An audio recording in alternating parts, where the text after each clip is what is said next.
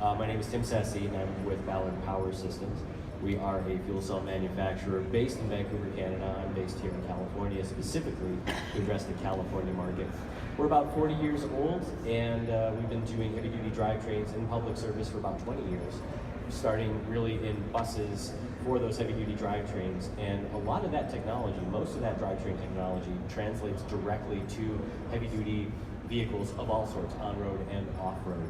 And we've been getting into the space of ports and all of their needs. We've recently just been awarded, as part of a team contract through the ARB for some yard tractors in the Port of LA. Very excited about that. We're starting to look into some shore power issues and really just getting familiar with this space, which has been kind of new for us. We're learning terminology like stevedore and row-row. It's a whole new arena, and it's really amazing the amount of energy that's required simply to transfer goods from one mode of transport to another. It's a lot of energy, and it's highly concentrated, and the air quality impacts are astounding, especially when you look at the migration of these emissions inland, particularly to the Central Valley in California. It's a big issue, and the ports have been very aggressive about attacking this.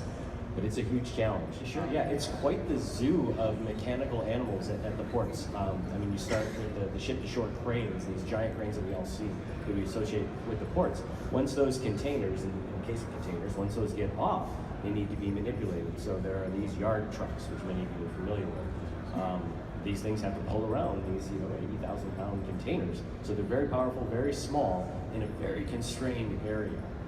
There's also rubber-tired gantry cranes and automated. And all of these things operate in a very constrained environment. The ports have very little space to operate in, and they have to work continuously. A lot of these things have to work 2 shifts right in a row. They have very little downtime, so charging becomes a real concern, especially trying to get 2-shift operation. So it's difficult to get the energy into the ports because it is such a small area, because they don't have much room, because they already consume a lot of electricity. And it's difficult to support the kind of operational profile that they really need. And because it's so difficult, hydrogen is perfect. The tougher the energy problem, the more appropriate hydrogen is. And this is what we've been working to educate some of the terminal operators on. Terminal operators, the people who are doing the work, are really concerned with moving the goods. They've got to keep things running. And when we start putting in, and the state starts mandating emissions requirements and really changing all of their infrastructure, it's hard. So they don't have a whole lot of time to put into messing with prototypes or things that might work or might not work. It's got to work when it gets in. It's an extreme challenge. But again, this is where hydrogen can really fulfill our promise. We can get high density energy storage on the vehicle. We can bring in fuel, right, without having to put in massive infrastructure. Bring the fuel to the vehicle, which is different from the electrical infrastructure that you have to do for charging. Right. So there was a study by Moffat and Nichols that was presented back at the ACT Expo, but full electrification is going to require at least 3 times the kind of power that they achieve right now.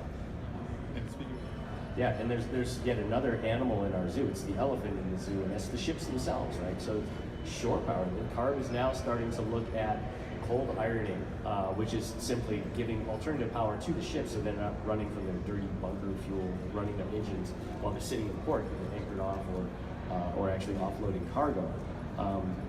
There are facilities for providing them with electric power at many of the ports.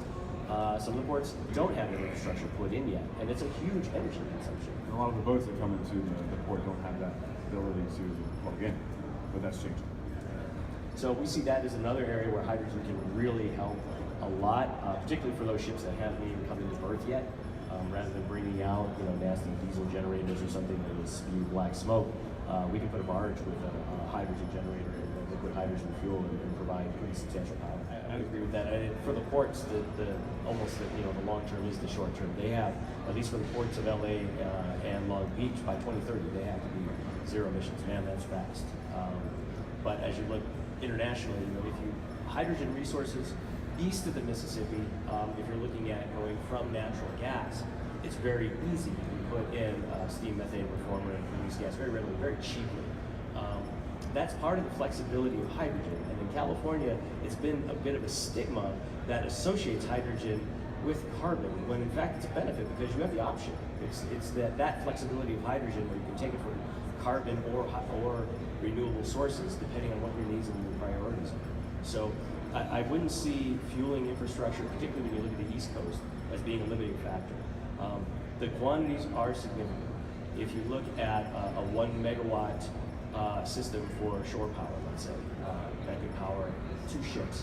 If it's operating 24/7, it's going to go through probably about 1,700 kilograms of hydrogen a day. It's significant, but producing that from natural gas is also very reasonable. And that kind of fuel consumption and production is what's being done right now with liquid fuels, gasoline and diesel. So moving that kind of quantity around is already known, and dealing with that kind of infrastructure is very analogous with hydrogen to what the ports are doing now. And for the ports, the least amount of change that they have to endure, the better, because they have to stay busy during the whole time. Yeah, from a manufacturer's perspective, we'll know we're at scale when we don't need incentives anymore, right? So when our costs are below that of the customer's willingness to pay. So it's kind of a challenge for us to bring our costs down and also to really get our value proposition out to the customer. When that all balances, then we'll know we're at scale. That's never perfect because there exist subsidies in the energy industry perpetually. But let's just say the large, obvious, one-off, project-by-project subsidies. When it's a functioning commercial market, then we know we're at scale and we can do what we need to do. But agreed on the clock, right? What we're talking about, the other elephant in the room, is the end of civilization, right? We don't control the clock. The clock has already been set by what we've done through our industrial age. We have a fixed amount of time in which to clean up our energy sector. That's clear. There's no flexibility here. So as hard as the challenge is, we have to step up.